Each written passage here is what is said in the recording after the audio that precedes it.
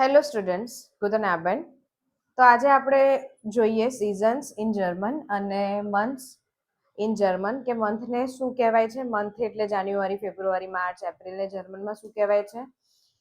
અને આપણે સિઝન્સ જોઈએ, સિઝનને જર્મનમાં શું કહેવાય છે. તો જર્મનીમાં આપણી જોડે બેઝિકલી 4 ઋતુ છે અને આ જે વિડીયો છે રિક્વેસ્ટેડ વિડીયો છે.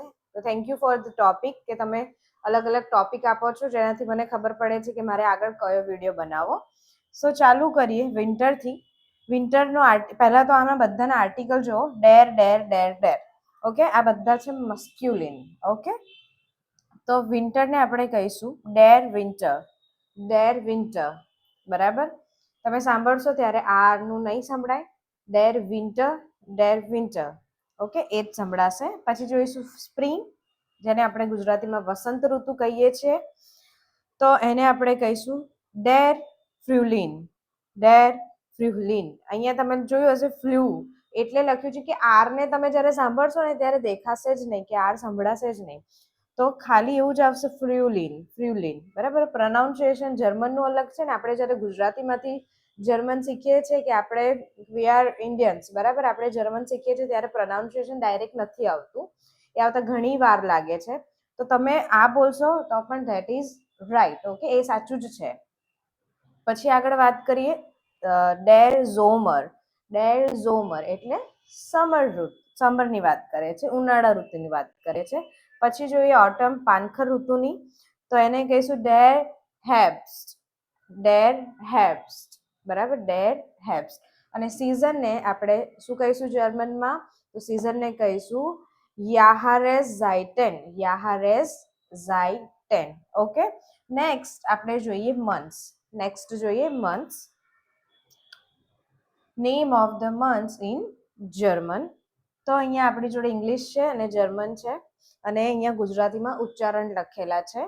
તમને ખબર નહીં પડે હું જે બોલું છું તો તમે ઉચ્ચારણ જોઈ શકો છો. જાન્યુઆરી, ફેબ્રુઆરી, માર્ચ, એપ્રિલ. તો જાન્યુઆરીને કહીશું યાન્યુઆર.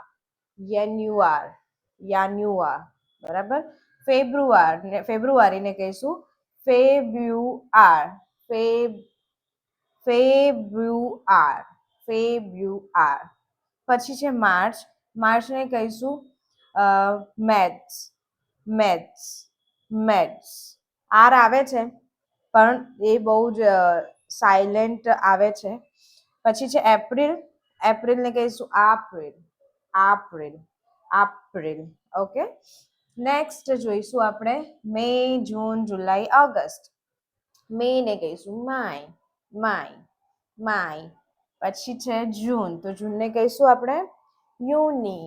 યુની. જુલાઈને કહીશું આપણે યુલી. યુલી. સ્પેલિંગ તમે જોજો, આ જર્મનના જ સ્પેલિંગ છે.